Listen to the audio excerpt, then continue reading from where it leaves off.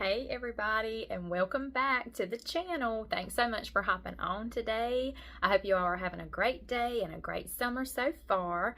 I just wanted to let you know that today's video will be just a little bit different than usual. I wanted to show you all tips and tricks on how to stock your vendor booth in a hurry. As many of you know, I have two vendor booths right here in my local small town of southeastern North Carolina.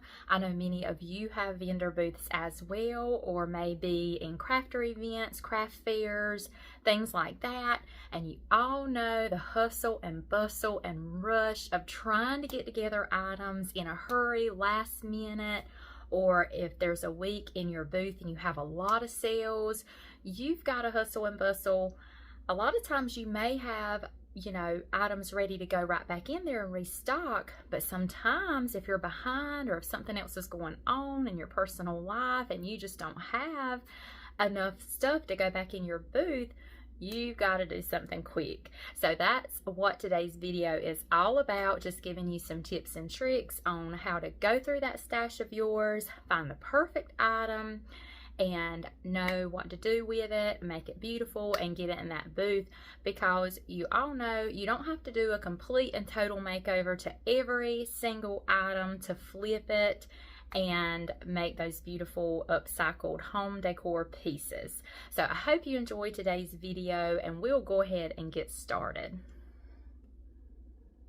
For our project here, I have a book. I have had some books collecting in my stash, and I know not everyone likes to paint over books, and some of them I don't paint. I do all different ways, but anytime a book has some damage to it, I will paint it.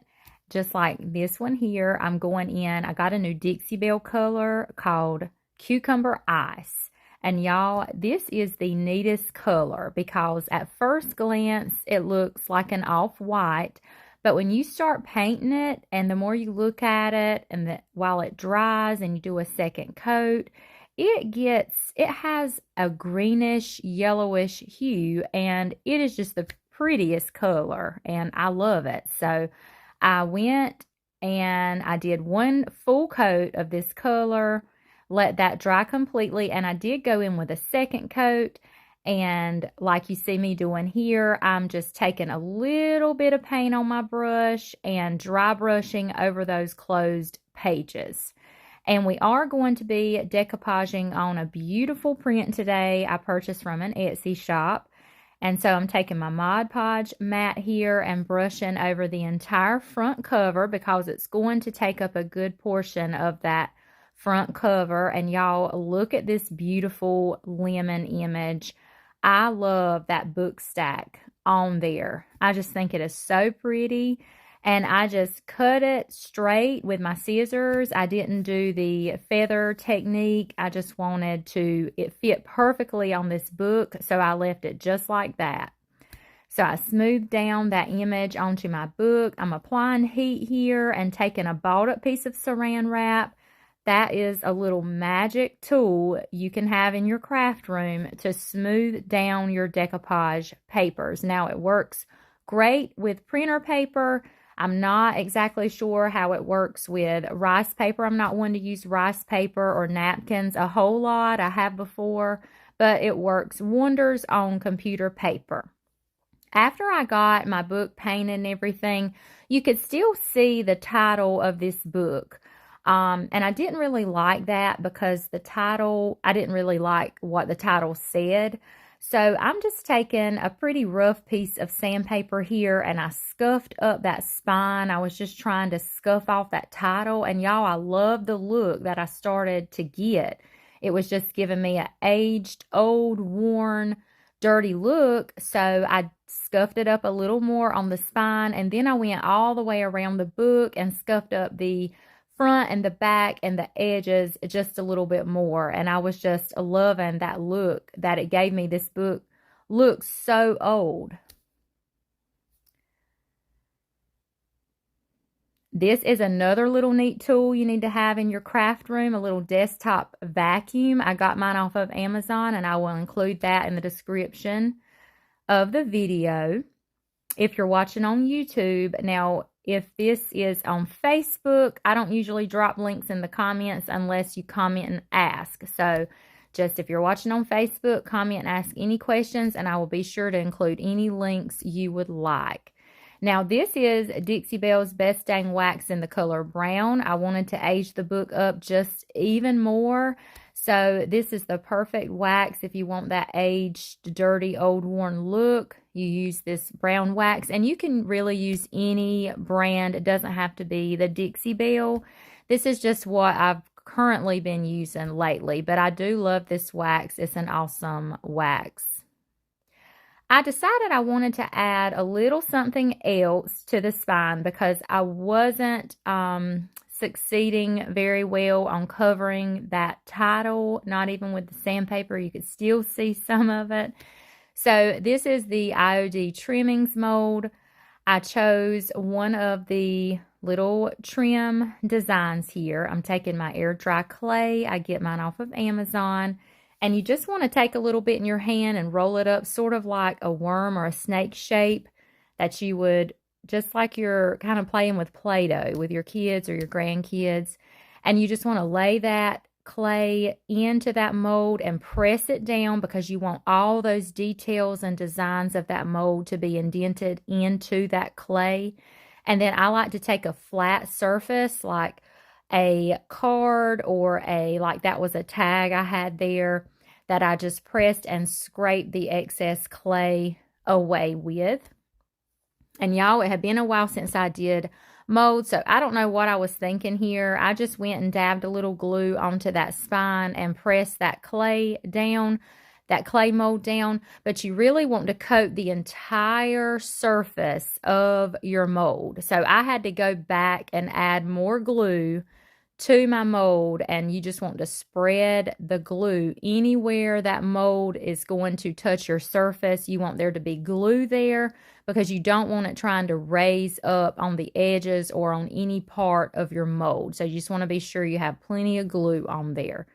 So I did have to go back and add more. And here I'm just painting that mold with that same cucumber ice color. I wanted it to be that same color as the book and all blend in together. And I had few little glue strings there I had to take care of. And then after this dried, and I didn't even get full coverage. You know, these molds have all these beautiful details in them, and I didn't get all in the little cracks and crevices with the paint because I knew I was going to be going in with brown wax as well. So, and there it is, you guys. Super simple, quick, easy piece. This is another book I had, another image. I'd already painted and decoupaged on my image just like I did the other book. And now I'm going in with that IOD trimmings mold once again. I did choose a different mold this time. But again, same process. You just want to press that clay down into your mold. And I'm taking this tag. This is like a little aluminum tag I got from Dollar Tree. But again, you can use an old debit card or a gift card or just something like that. And it's really just a trick to help you with these molds, pressing them down and shaping them how they need to be. And my mold did break in half, but it was okay because I can just piece it together when I glue it onto my book. And I do go in with, and I'm sorry I'm out of camera, I do go in with E6000 glue. And see here, I'm just taking my finger and spreading that glue all along the back of that mold. And if you do not want to use your finger, you could use a popsicle stick or even like a chippy rough paintbrush to spread your glue around, but I don't mind using my finger. And to get that instant hold, you could use just a couple of dabs of hot glue, but that E6000 glue is going to hold it more, durable. It gives you more of a durable hold. And then you want to kind of, like I'm pressing along the edges here of my mold, just to help it lay along those edges and adhere to your piece. And you can let your mold dry a little more if you want. It is good to go ahead and paint it before that clay dries completely, because painting over that wet mold does help your mold from cracking. So I do like to go ahead and paint it up before it dries completely, but you just want to be careful with it, not move it around and disturb it where you have it on your piece, because you want it to stay in place until it does dry really well. And on this one, before I went in with brown wax, I wanted to go in with some clear wax. And this is also sealing in my paint, and it's also sealing in my image, the ink in that image. But this is the Sweet Pickins beeswax, and this is the white. It just has a soft white hue. I really love this wax, and it's an awesome sealer as well. I'm taking a little brush just to get in on that clay mold, getting all those details, putting it in there. I let it sit for just a few minutes, and then I do go in with my Dixie Belle's brown wax. And when you do clear wax or white wax before your dark wax, it does just help your dark wax spread around a little bit better, and it helps it from getting too dark, because sometimes I want to use brown wax, but I don't want it to get too dark, and this just kind of helps prevent that from happening.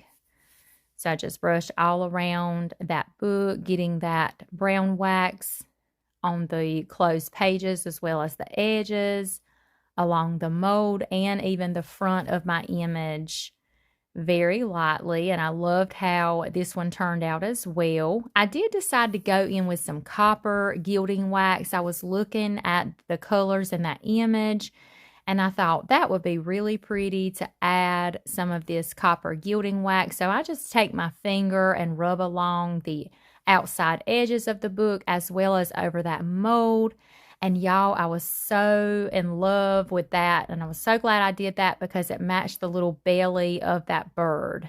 And I just thought that went so beautifully.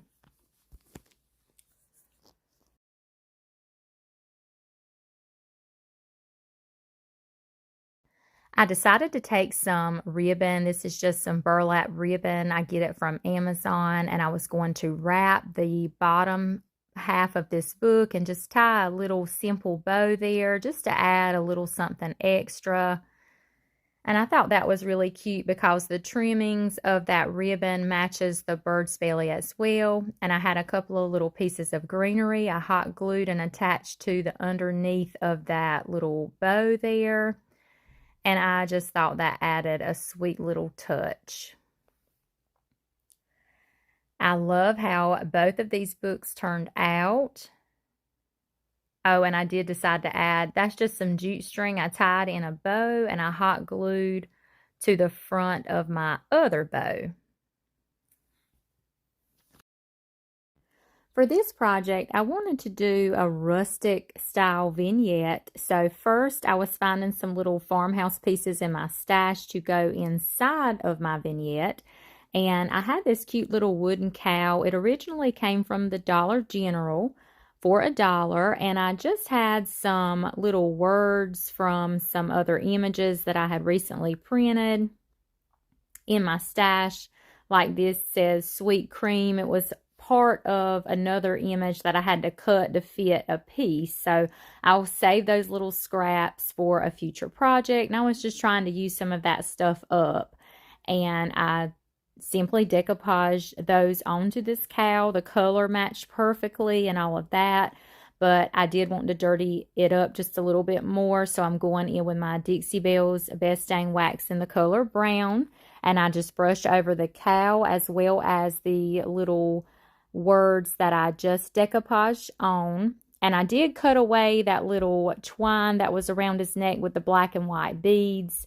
I am going to add a little something different to give it more of a rustic look after I apply this wax. And then after you apply your wax, you just want to let it sit for a few minutes and wipe away any excess.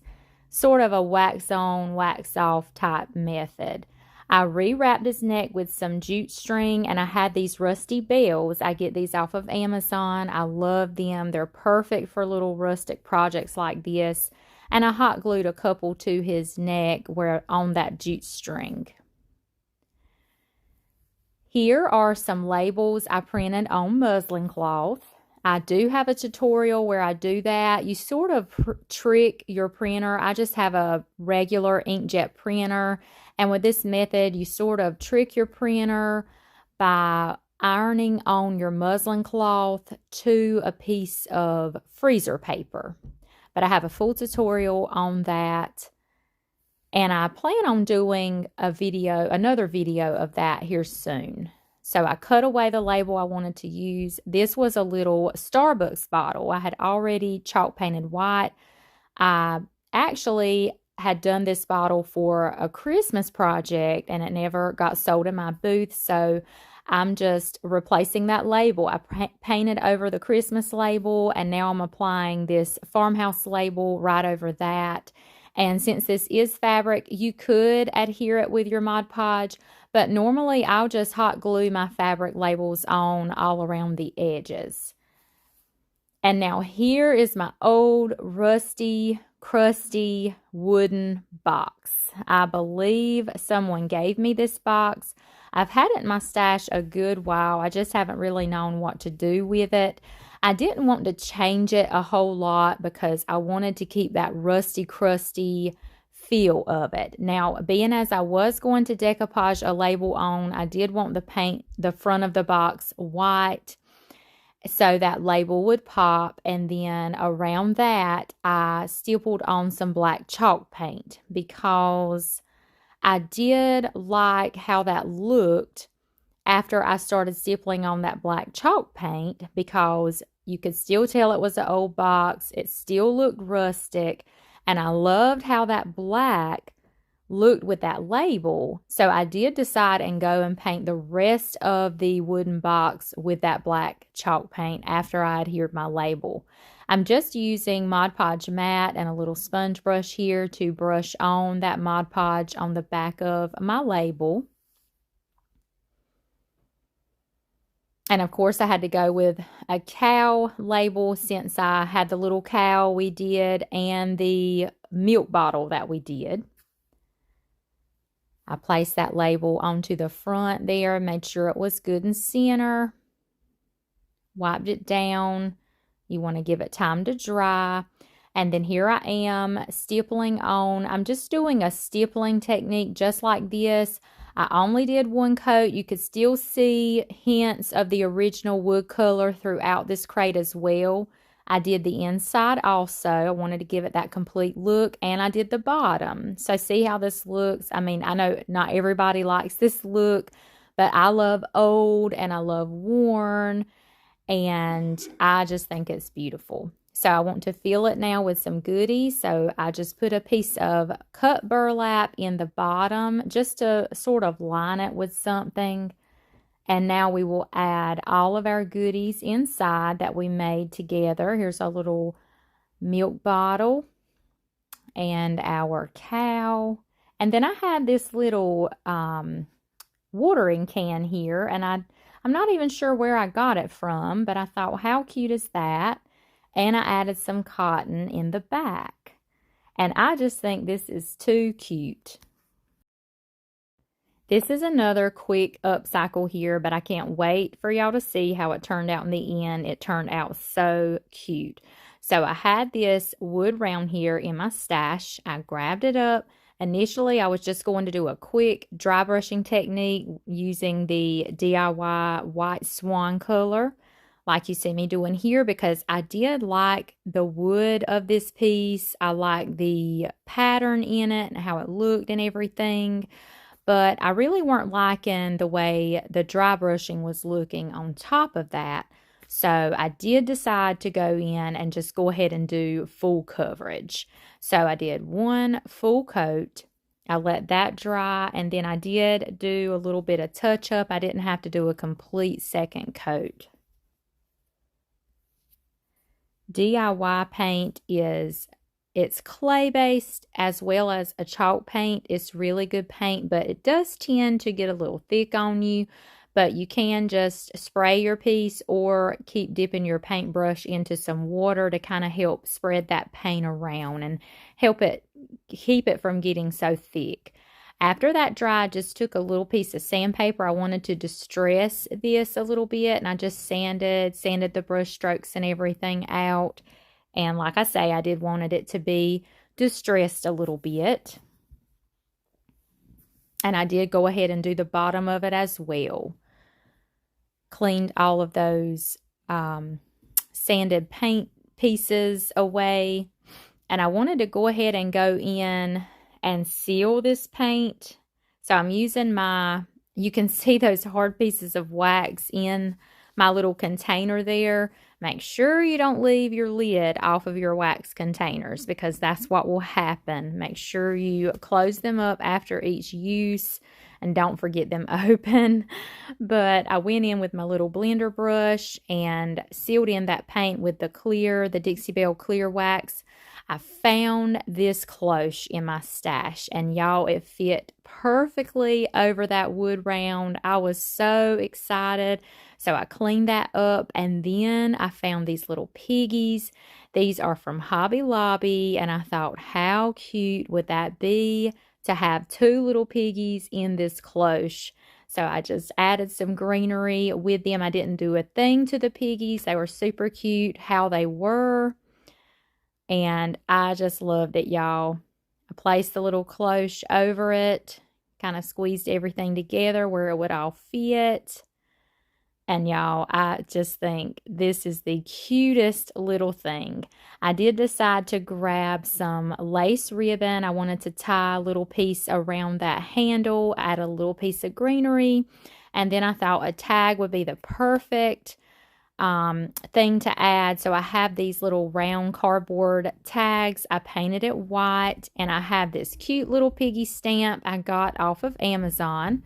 So I inked that up with my archival ink, and very carefully I placed that down and just centered it right onto my tag. You just want to press down and hold it nice and secure, and just like that. And I did take my ink pad and go around that tag just to give it, just to add a little special touch. I used my jute string to go through that little hole. And then I tied it around that knob and added it there with my lace.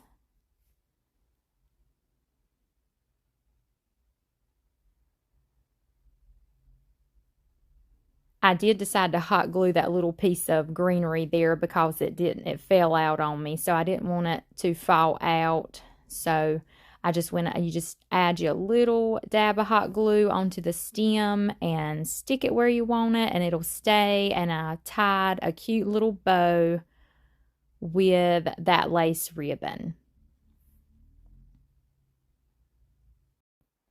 And I just love how this turned out. I think it is too cute. Y'all let me know what you think of this one. On to our next super quick upcycle. I have this beautiful basket I thrifted not too long ago. I added a doily hanging over the edge. I got that doily. I get those off of Amazon. I will include that in the description as well. And then just simply add some hanging greenery. And y'all, look how pretty that is. I love it. So pretty.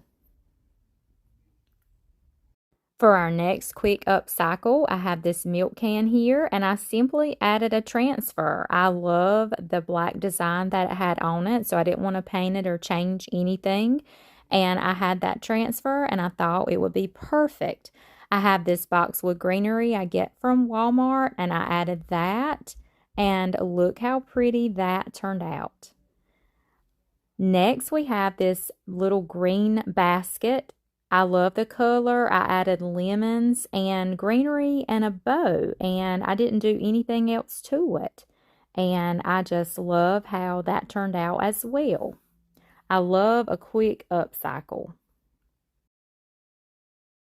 And some of you may have caught me live that night. We did some lemon themed decor. So that lemon book and basket we did goes perfect in my booth with this other lemon decor DIYs that we did together. So just a recap of the projects from today. We did our decorative books. Here's the one with the lemon, where we distressed it and made it look super old and added the clay mold. And here's the beautiful bird one. I love those pink flowers and sort of gives off some shabby chic vibes here. Y'all let me know which book is your favorite from today. Then we had our Rusty Crusty farmhouse crate. I love how everything came together in this one. And I love the old look of it as well. And y'all know me, I definitely love anything farmhouse. Y'all let me know in the comments if you love farmhouse as well. And we have our piggies in a cloche. I love how this turned out. I just love when I'm doing a project and things come together so perfectly like this.